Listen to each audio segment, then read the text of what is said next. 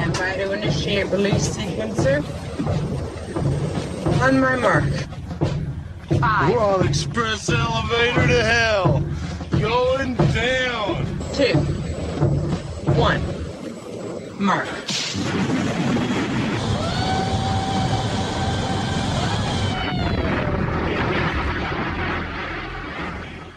Hello, everyone. My name is Mark, a.k.a. Derringer. Today is Sunday, June 2nd, and you are listening to episode 211 of the Instant Action Podcast, your weekly source for planet-side news and information. As always, I'm brought to you by great listeners like you via the Support the Show tab on instantactionpodcast.com.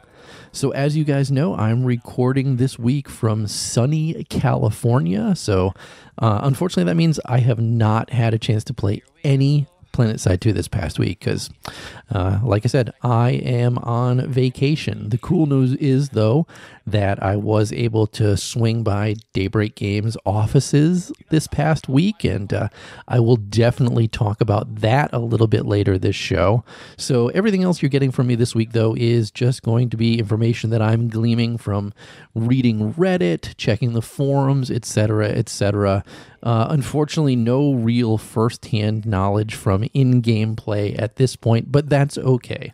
There's plenty of stuff going on, and I think that you will be excited to hear at least that portion about my visit to the studios. But enough about me and what's going on. What's in store for this week's show? Well, first I want to cover the May 30th PC game update, which had some map screens, some content flow, some joined combat, some spawn system, some squad play, and other miscellaneous changes. Then after that, I'm going to dive right into my visit to Daybreak Games offices. It truly was an honor to be invited there, and I'm happy and excited to talk about it this week. After that, I want to talk about Wrel's recent post concerning the spawn system, and then finish this week talking about a Teamspeak 3 overlay, since many no longer work with DirectX 11. So strap in as we hot drop into another episode of the Instant Action Podcast.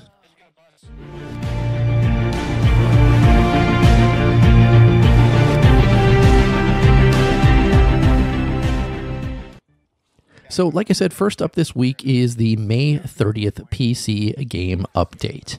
And this is a lot of stuff that hit the test server this past week or 2 weeks ago and is now making its way to live. A lot of it was stuff that was easily dropped into the live system. So first up with the map screen and continent flow changes, all of the Biolab outposts are now connected via the lattice, much like on Esamir itself it was before.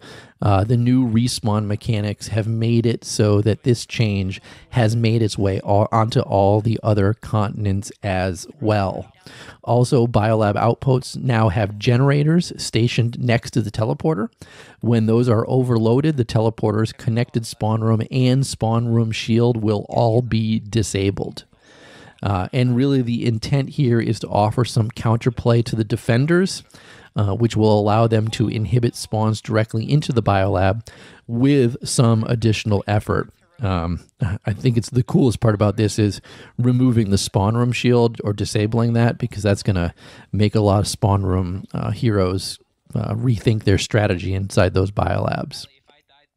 Next, they made some changes to terrain on the map screen so it should no longer appear invisible under certain conditions, and also the default Nanite System Operatives faction color should appear gray instead of white in disabled regions and on neutral objects. Moving along, there were also changes to Join Combat, formerly known as Instant Action. So that system has been restructured a bit and should no longer fail to send players off when the countdown completes. That was a big complaint from me, especially on my NSO character. I would hit Join Combat, and then the countdown would get to 0, and I wouldn't go anywhere. And I'd hit Join Combat again, and it would happen again. So they feel that they have fixed that. And now also Join Combat is working on a priority system when it decides where to send players. So there's 3 different states to this. First, it's going to look for an ideal population and a balanced fight. If it's not able to find that, it's going to look simply for a balanced fight. And then if it doesn't find a balanced fight, it's going to send the player to attack an enemy frontline base, even if that base is empty. And the part that I like most about this is that the system will now attempt to drop you in via drop pod at every opportunity possible. So that was one of my biggest complaints with joint combat and instant action. Once the changes were made, you just kind of appear next to a random sunder or somewhere, or in a spawn room somewhere. I want to be drop potted in every single time. So I'm glad that they're looking to drop pod us in a lot more as well. So the thoughts from the devs on this one is that restructuring it this way is going to help them deliver an ideal planet-side experience first whenever it's available.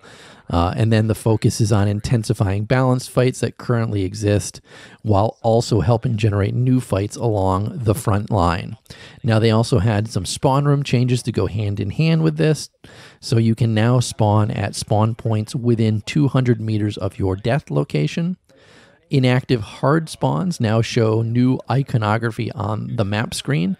And with these two changes, they're hoping that a lot of the frustrations and confusions for why players can or can't spawn in certain areas they died near should be alleviated. Note, though, that they are working on streamlining this more, and I'll actually talk about this a little bit later on this week's show as well. Now, they also completely disabled reinforcements needed. They said that they were going to do that in a previous update, and then it never happened. So that is live now. And they've also disabled the Elysium Spawn Tube's Matrix feature. The Matrix feature is that you could go up to the Elysium Spawn Tomb, hit your E key, and then it would bind you to that spawn tomb so that you could constantly go back to it. That's been disabled for now. The devs did say that they're going to re-implement it in a later update once it is actually working properly with the new spawn system itself. Now, moving on to squad play, the spawn beacon cooldown skill line has completely been refunded, and that's basically because spawn beacons or squad spawn beacons have been standardized with the new spawn system. They're also no longer placeable as a solo player, even though you've never been able to spawn on them. Also, the squad's private or public recruitment status is reflected by a small padlock icon near the squad 2D HUD elements. Mentor squads actually display the words Mentor Squad on the HUD elements, and they also made some other slight adjustments to the HUD UI as well. And then wrapping up this entire game update were the obligatory miscellaneous fixes, changes, and additions. Things like the character select screen models should be using the proper resolution now. I've still seen some where the model's a little skinnier than they should be, but at least they're not as blurry as they used to be. The combat medic shield recharging field is now affecting NSO characters. That was a big pain to me. Slash leader chat now works again, and they say for real this time.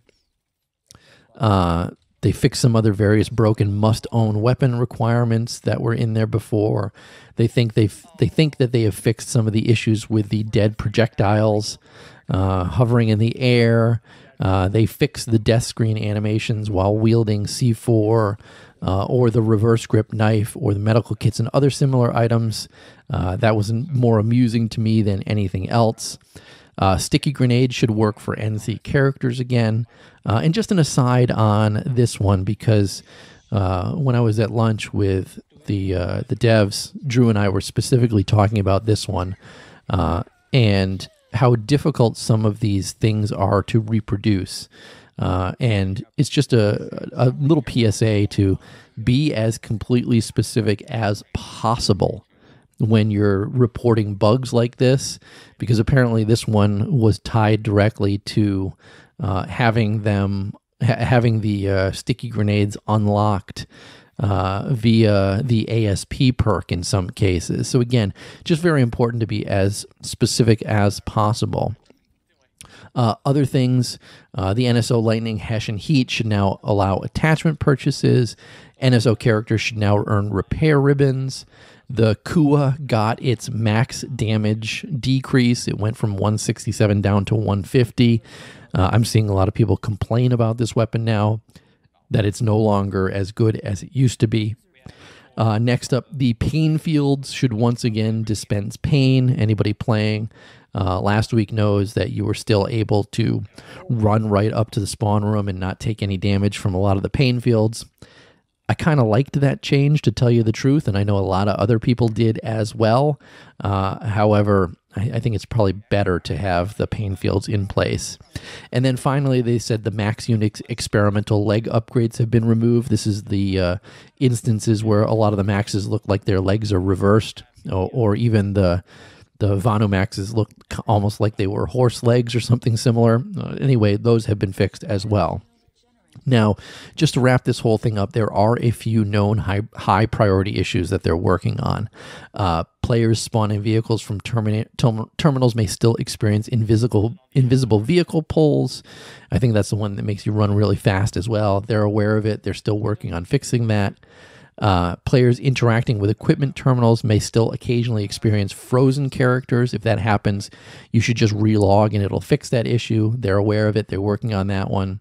Some 3D HUD indicators aren't showing the correct orientation and targets behind you, especially with air vehicles. They're working on that. And then other various material impacts aren't displaying currently. For example, infantry targets with shields won't flash when being struck by a projectile.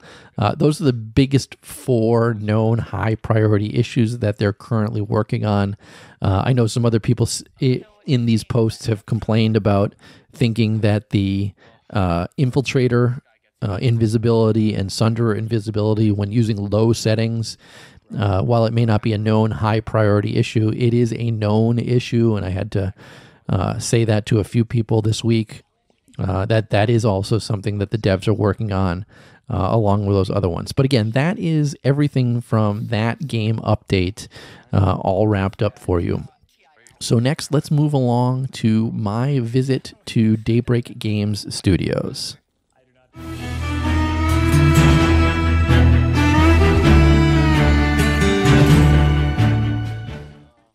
So yeah, this past Wednesday, and I guess that looking at the calendar, this past Wednesday was the 29th of May. I was lucky enough to be invited over to the Daybreak Games Studios to say hello to all the devs in person, have a quick tour of the studio and other stuff. And if you look at this week's cover image for the show, this is an actual picture that I took outside Daybreak Game Studios, proving that I was there. Honestly, I didn't take any other pictures besides that, because when I got there, one of the first things that I had to do was sign a non-disclosure agreement. And as a result, I was kind of a little worried about taking pictures and stuff like that. So I kept my phone in my pocket for the majority of the time there, and really didn't do anything crazy like get selfies with Drew in front of his PC, or selfies with Nick in front of the world record, the Guinness World Record plaque or stuff like that. Anyways, it was kind of a low-key affair for me. I did meet Wrel first when I got there. He actually wasn't feeling well that day, so he kind of bolted a little early, so I didn't get that much time to actually talk with him. But that's fine. I'd rather have him feel better than stick around because of me or anything like that. I did also meet Nick. It was real good to meet Nick. He and I have chatted a bunch in the past, and it was nice to actually see him in person. I also met Paul, I met Drew, I met Zach, and I met Garrett. I mean, I met pretty much the entire team. I also met the new communications manager, or the existing communications manager who has taken over all of Roxley's duties. That was Justin. It was awesome to learn that he was from the Boston area too, so he and I have a lot in common, and we were chatting stuff up, and he was telling me things that I should check out in the California area, in the San Diego area while I was there. I also talked a bunch about all the different stuff that we had done so far and things that we were going to be doing. Like I said, I also got to chat with just the team for a few minutes as well. I got a full tour of the office. I saw the Guinness World Record plaque. I saw Nick's video game collection. I saw the recording studio that they have in the office.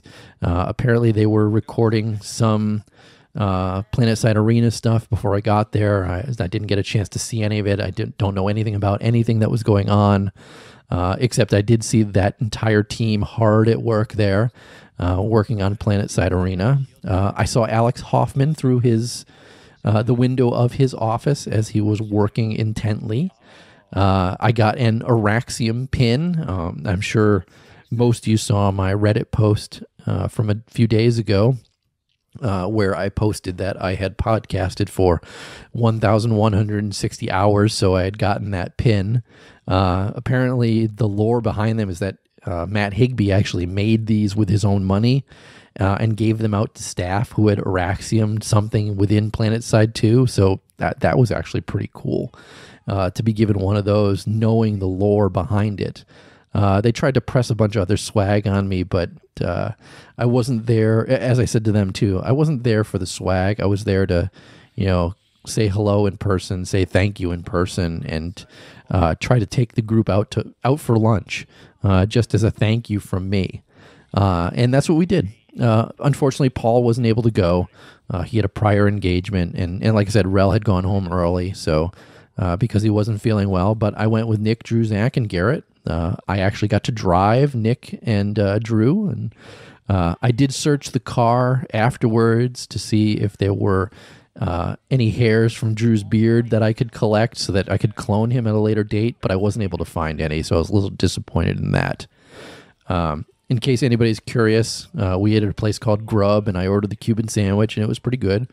And I mean, we spent a good hour or so just chatting about life in general and PlanetSide 2 in general and PlanetSide 1, and Nick and I talked about streaming and our experiences doing the Extra Life streams. At one point, they asked me what I wanted to see added to the game, and I tongue-in-cheek originally said I wanted to see the flying Vanu Sovereignty Maxes like in PlanetSide 1, but I know that's never going to happen, even though we joked, or Drew specifically joked, said, why don't we add the ambusher jump jets to maxes and see if everybody's head explodes in game, which I think would be hilarious. But I did ask in a more serious response. I said the one thing I would like to see in the game from the original PlanetSide 1 is the Thresher. And if you guys don't know what the Thresher is, all of the factions had their own buggy. So basically, like the Harasser, but each faction had its own. Vanu had their own called the Thresher, and it was basically a Harasser that functions like a Mag Rider, so it can float, basically. And I would love to see something like that in the game, but not that I think that's ever going to come. I've been asking for that since 2012, and it's 2019 now. We did also spend some time talking about the world record attempt that happened originally, and it sounds like they're on board to try and get another world record attempt sometime this year. Obviously, no guarantees that something like that's going to happen, but something that it sounds like they'd like to do, and specifically to get that world record attempt under the Daybreak Games name. And I told Nick that he can use, instead of, since everybody tongue-in-cheek says Daybreak Games, I said, now you can use the term Daybreak Records, because that's what's going to happen if we do another Guinness World Record. And I said to them I was sad that I missed out on the first one, so I'm excited for them to have a second world record attempt, and I will definitely be there. Other than that, we talked a lot about other bugs in general and other stuff that they're working on. Again, I signed an NDA, so I'm not going to tell you about any stuff that they're working on that's coming down the pipeline. Unfortunately, I don't want them coming after me. We also talked a bit about the PS4 and different things about players on the PS4. I know Baloney Coma listens to the show. You actually tweeted me when we were having lunch, and I brought up your tweet to them, and I said, hey, here's Baloney Coma. He's a huge fan, and we actually spent a good time talking about you and how much of a fan you are, especially since you play on the PS4. And how cool that is. So just so you know, Baloney Coma, because again, I know that you listen to the show. Then after lunch, we headed back to the office, and I didn't go back in. Well, I mean, I went back in and used the bathroom, but you don't need to know about that. Other than that, I gave Nick and Drew some podcast t-shirts. I left a Terran Republic version 1 for Wrel. I gave them some podcast stickers that I had printed up for them to do with as they please. But otherwise, it was a really good time. Just being able to head over to the office. I guess they don't let a lot of people in anymore. So being one of the few people to get in and actually see them and see everything, see their workstations and see what's going on, and just chat with them in general, like normal human beings, felt really good. And I felt really honored and privileged to actually be asked to swing by and say hello and see what's going on. I mean, obviously, I'm such a huge fan of the game, and to be recognized as a fan and a pretty big community contributor for the game itself really meant a lot of me, and really was the highlight of my trip to San Diego so far on this vacation. I'm up in San Jose now visiting relatives, so I'm having a whole bunch of other cool stuff go on up here, but that definitely was the highlight of San Diego for me, just going over and seeing everything going on there. But enough about my vacation, because we're not here just to talk about my vacation. Let's move on to our third topic this week, and it's about the spawn system.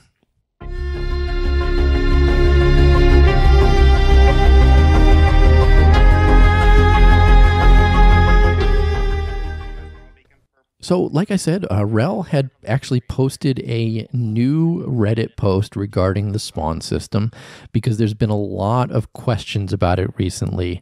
The biggest complaint that we're seeing in-game right now with the spawn system is that people are having difficulty respawning at a base where a big fight is going on, specifically 96 plus fights. And there's been countless pictures posted online saying, you know, how come this is where I died? I can't respawn at any of the sunders here, yet I can spawn all around this particular location when I want to continue fighting in this. So Wrel did take to Reddit and decided that he would kind of give a big response to, or an overarching response to, the current state of the spawn system and what they're going to be working on regarding that upcoming. So he wanted everybody to remember that the main goals of the new system is to help filter players into more enjoyable fights, also to discourage overpopulation as it moves from base to base, and also allow for more freedom to move around the map itself. He did admit that there have been growing pains as they've worked through bugs, some edge cases in the rule set, and they've iterated on some of the concept. Otherwise, they do feel that this new system has been overwhelmingly positive for the flow of population around the continents themselves. He says that now they're finding fights spread all throughout the map at different scales, and that currently when Zergs are forming, they seem to disperse fairly quickly and naturally. And again, the main bug right now is being unable to deploy into a region at maximum capacity. And basically, we're finding out that the current spawn rules is that they don't allow players to jump directly into any combat region with more than 96 players in it. And he says that is by design. So it seems like squad leaders and stuff like that are finding that this is kind of a huge problem for them. You know, some Zergs seem to be locking down regions and then people can't get into them. Wrel did say that while the messaging needs to be better, they do think that this is an important part of keeping fights populated around the map, and that this is where it's more design theory than anything else.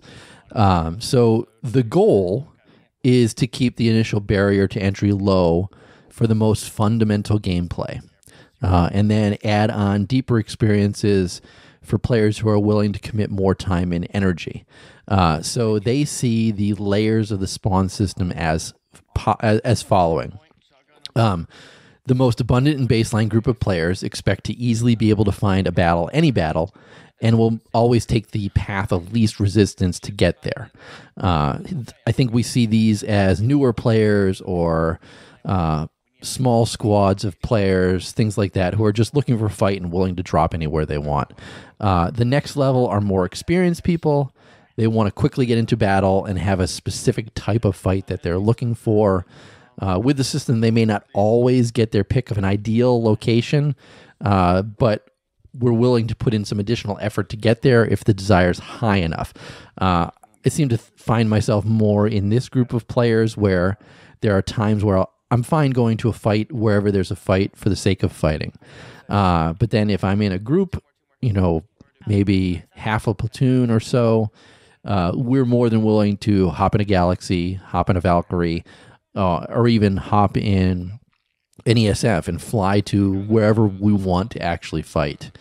But then there's that last third group, and this is what they consider the least abundant group of players. And this is ones operating as a coordinated squad or platoon. And I think I see this as like, a Goater team or B-Way team, just as some examples on the Emerald server. Spawn restrictions matter a lot less there, as they have the ability to move around the map with ease. Those types of players create decisive change within the map itself, especially during alerts. They consider this group the wild card that helps keep gameplay from stagnating itself. So that's the three different groups of people that they think they're currently catering to within the game itself. Now, in terms of how this impacts with the spawn system, players are they think that players who are following the least path of resistance will get routed elsewhere to reinforce smaller fights and generate new ones around the map itself. For players who want to get there anyway, it's a hurdle that they'll have to climb by either spawning at an adjacent region or joining a squad and things like that, dropping different ways like that. And they feel that they're keeping a nice flow of population around the map more often than not regarding this. They do understand that there are drawbacks with that maximum capacity threshold. They've been manifesting more and more with the recent update. Basically, the biggest one, as I said before, if the fight's imbalanced and you've got that 96 plus already there, you're not going to be able to get in. It's going to send people elsewhere. And I can see this as a way to kind of combat the Zerg itself, because if the Zerg has nothing to fight, they might disperse and go elsewhere, because otherwise they're just ghost capping, and that's not worth a lot of certs or anything like that. And I can certainly see how that is, but there's still a few little tuning changes that they admit they could do to help players reinforce those specific areas. But they don't want to make that system less effective as a result. So he did end saying that they're going to be continuing to tune the rule sets with each update until they feel that they're in a good spot.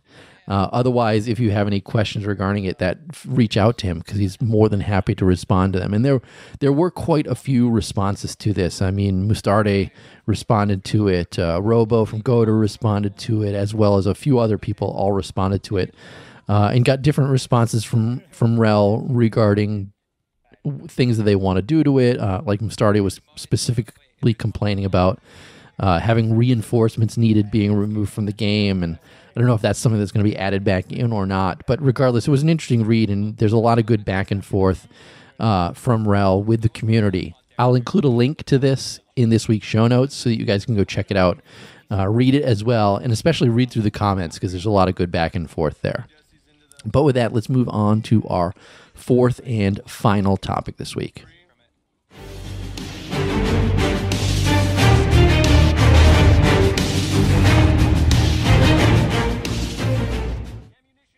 And that last topic is about a TeamSpeak 3 overlay that's currently working with PlanetSide 2, and especially DirectX 11. This was posted on Reddit by Vegem, and so I wanted to give a shout out to him. Basically, if you go and find the TeamSpeak plugin called TS Notifier, it's located at tsnotifier.eu, and you can download it at the top of the page there. This will allow you to have a TeamSpeak chat because basically what this does is it puts an overlay on your screen, works with DirectX 11, and tells you who is actually talking within Teamspeak. Now, I know not everybody uses Teamspeak within PlanetSide 2. I know a lot of people use the in-game comms, especially with mentor squads and open squads and things like that. But if you're in a dedicated outfit playing PlanetSide 2, you're most likely using some sort of voice chat, and it's most likely TeamSpeak 3 at this point. So again, TS Notifier is what you want to look for. Obviously, you're going to run an installer for that. You're going to restart TeamSpeak afterwards. You're going to run TS Notifier after that. You're going to edit the game settings.ini, and you're going to change some different game enabled modes for PlanetSide 2. Save it and start the game, and then once you're inside, you can check it off to have that run every single time. And then from then on in, you're going to have a DirectX 11 working overlay for TeamSpeak within PlanetSide 2. Now, as soon as I get home, I'm going to have this installed because I've had to have TeamSpeak 3 open in my second monitor all this time to see who is actually chatting within the game while we're playing itself. So this is definitely something that I will be using when I get back home. But with that, let's wrap up this week's show and move on to housekeeping. Housekeeping. Housekeeping. Come back later, please. Housekeeping. Not now. Housekeeping. Go away. I coming anyway? So I do not have any emails, no voicemails. That's okay. Because I did get reminded by someone that I passed the 4-year mark of the Instant Action podcast and forgot to mention the anniversary of the show. So actually May 18th was the anniversary, so I should have done this 2 shows ago, actually. But I like to do this every time. So first of all, happy birthday to the show. Congratulations. Good job. I do like to always take a look at the stats because I know some people are curious about the stats. In fact, when I was at Daybreak Games, Nick was asking me if I had seen a recent influx in downloads of the show since the last big game update, the NSO game update. To answer your question, Nick, I did look, and yes, I did have an actual bump in listeners of the show and website hits after the NSO stuff did go in. So yeah, to answer your question, yes. But other than that, I know a lot of people are curious about this stuff. So I've done 200 episodes as of this recording. This was 211, obviously. My first one done May 18th, 2015. So yeah, I've been doing this for 4 years. In this time frame, I've had over 68,700 visits to the instantactionpodcast.com website, which I think is pretty cool. In that same time frame, the podcasts have been downloaded over 70,600 times. So we're getting close to that 100,000 mark. I'm looking forward to that 100,000 mark, to tell you the truth. If you want to do some math on that, that's about 336 downloads per episode, which I wish it was 1,000 an episode. That would make me happy, but 300 an episode is not too bad. The majority of you guys are downloading the show on your mobile device, followed by about 34% of you are checking it in the web browser. Everybody also wants to know what my most downloaded show was. It turns out that episode 97 was my most downloaded show, and if you're curious what happened on that show, I interviewed Buzzcut Psycho. Next, episode 26 is my second most downloaded show. If you're curious about that one, I interviewed Brian Burness, who's no longer with the team. And then my third most downloaded show, episode 86. On that show, I interviewed none other than Wrel. So clearly, if you guys want to get more downloads to the show, I need to do more interviews. The good news about that is when I was at the offices, I talked to Justin, and he said, anytime you want to interview somebody, reach out to me and we'll get that together. So I'm definitely going to try to do that a bit more. Now everybody wants to know what's your least downloaded show. It's actually episode 192. I didn't interview anybody that week, but that was the show that I talked about, the Nanite Appreciation Week, the PlanetSide 2 community streams, and also some PlanetSide Arena news on that particular show. And then finally, just who's downloading the show, top 5 countries. United States by far. You guys are downloading it more than anything. And then the UK, then Canada, then Germany, and then Japan rounds out the top 5. Again, I love giving little snippets about how the show's doing. And, 4 years, some days I sit and look back on it and say, damn, I've been doing this for 4 years. But it's just because I like doing it, and I like playing the game, and I love hearing everything from you guys. And it just shows when I post something like I did about, 1,160 hours of podcasting PlanetSide 2, that Reddit post, and having so many of you guys congratulate me and stuff like that. It's just a cool feeling and will keep me doing this. Now, to kind of break everybody's little happiness, I really don't think I've done 1,160 hours, but that's kind of an exaggeration. But that's just between you and me. But that's going to be it for this week's show. So how can you get in touch with me or the show itself? As always, your first stop should be my website, www.instantactionpodcast.com. You can also email me at instantactionshow@gmail.com. You can leave me a voicemail at 347-4VM-4PS2. Those digits are 347-486-4772. And as always, please follow the show on Twitter at InstActPodcast. But in closing, if you've enjoyed the show, please leave me a review on your podcast listening avenue of choice, whether it's iTunes, Stitcher, Google Play, or anywhere else. Also, feel free to tell your friends and outfit mates about the show. But finally, thanks for listening, and keep spamming that join combat, formerly known as Instant Action button. Derringer out.